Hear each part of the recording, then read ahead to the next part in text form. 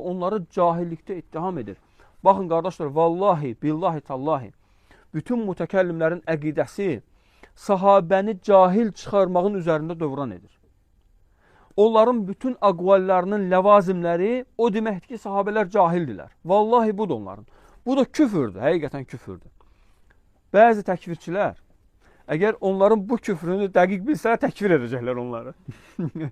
Vallahi təkvir edəcəklər. Çünki onların məzhəbinin ləzimi sahabəni cahil çıxarmaqdır.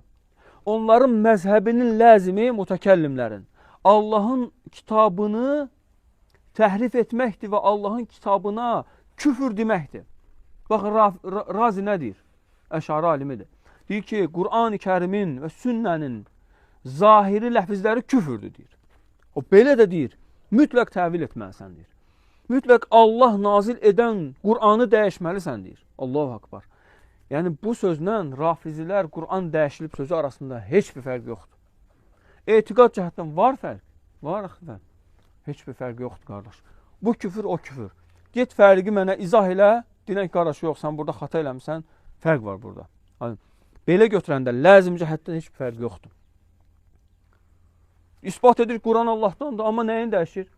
Dilələtini dəyişir, mənasını dəyişir, ləfzini dəyişir. Nə fərqi var ki? Bu da küfürdür, o da küfürdür.